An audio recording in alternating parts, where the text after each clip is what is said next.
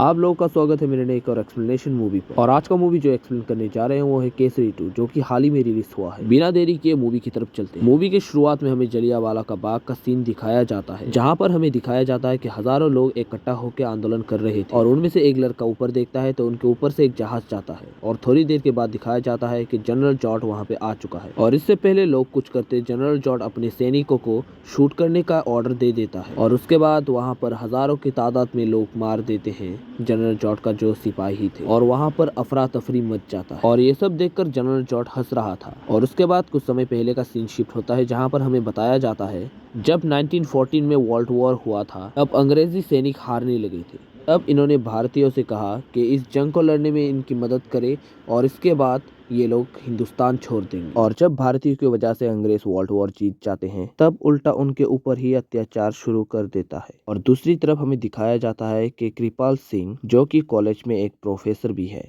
उन्होंने आवाज उठाई कि अंग्रेज अपनी बातों से पलट गए हैं। और उसके बाद अंग्रेजों ने मिलकर कृपाल सिंह को फंसाने का सोचा कि उन्हें जेल करवा दिया जाए और लोग भी चुप हो जाएंगे। और उसके बाद पंजाब के गवर्नर माइकल और डायर अपने एडवाइजर धीरज सिंह से मिलते हैं, जो एक भारतीय था, और पूछता है कि कृपाल सिंह को कैसे जेल करवा दिया जाए। अब धीरज सिंह कहता है कि मेरे नजर में एक लॉयर है और उसका नाम है चंकरन नायर, जो कि आज तक एक भी केस नहीं हारा और वो आराम से कृपाल सिंह को जेल करवा देगा। जिसके बाद धीरज सिंह मिस्टर नायर को अंग्रेजों की तरफ से हायर करता है और बताता है कि कृपाल सिंह ने हमारे ऊपर केस करके रखा है, लेकिन उसे हमें जेल में डलवाना है। और इस पर नायर भी मान जाता है। और उसके बाद हमें कोर्ट का सीन दिखाया जाता है, जहाँ पर यही केस चल रहा था। तब नायर ऐसे ऐसे दलीलें कोर्ट के सामने रखता है जिसे सुन सब हैरान हो जाते हैं। वो कहता है कि कुछ समय पहले अंग्रेजी सैनिक बॉम्ब ब्लास्ट में मारा गया था और बॉम्ब बनाना कृपाल सिंह को ही आता है, जो कि वर्ल्ड वॉर लड़ भी चुका था। और वो ये भी प्रूव कर देता है कि कृपाल सिंह ने ही बॉम्ब बना के कुछ लड़कों को दिया था और फिर उन्होंने अंग्रेजी सैनिक को उस बॉम्ब से उड़ा दिया था। और उसके बाद कृपाल सिंह को जज कुछ समय के लिए जेल का सजा सुनाते हैं। वो जाते जाते मिस्टर नायर से कहता है कि तुम लॉयर तो अच्छे हो लेकिन लड़े गलत लोगों की तरफ से। लेकिन नायर ज्यादा ध्यान नहीं देता। उसके बाद हम नायर की बीवी को देखते हैं, जहाँ पर धीरज आके कहता है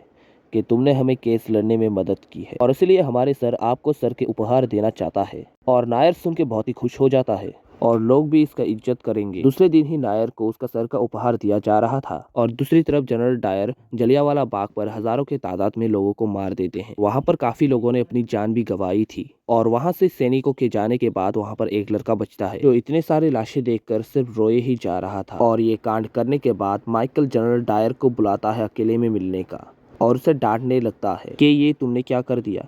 अगर ये बात बाहर आ गई तो सारे भारतीय हमारे विरोध हो जाएंगे और हमें कोई बचा भी नहीं पाएगा। और इसके बाद माइकल धीरज से जाके कहता है कि जलियांवाला बाग का जो खबर है उसे दबा देने का। और धीरज काफी सारे सैनिकों को बेचकर सारे सबूतों को जला देता है, जिसमें जलियांवाला बाग का खबर थी और ये खबर कभी बाहर भी नहीं आ सकता था। और उसके बाद तीरा ठाकर जाके डायर से कहता है आपने जो कांड किया है उसके बाद शमशान में भी लाश जलाने के लिए जगह कम पड़ गई है, अब क्या करें। अब डायर कहता है कि चुपचाप बची कुची लाशों को नालों में फिकवा दो, कोई सबूत रहना नहीं चाहिए। और ये देखकर धीरज भी हैरान था कि इसी किसी बात का फिक्र ही नहीं है। और उसके बाद जो मरे हुए लोगों के घर वाले अंग्रेजों के खिलाफ आवाज उठा रहे थे और सच्चाई सामने लाने को कहते हैं। और तब अंग्रेजी सरकार उनके मुंह बंद करवाने के लिए 25 रुपए मुआवजा देने लगता है और एक डॉक्यूमेंट पर भी अंगूठा ले लेते हैं कि उन्हें कोई अंग्रेजों से कोई खतरा नहीं है। हालांकि कुछ लोग अभी भी अंग्रेजों के खिलाफ आवाज उठा रहे थे। तब धीरज से माइकल कहता है कि इनका मुंह बंद करवाने के लिए हमें एक कमीशन बिठाना चाहिए। इसके सारे मेंबर्स हमारे खिलाफ फैसला सुनाएंगे, बस लोगों को लगेगा कि ये लोग सच का साथ दे रहे हैं और ये बात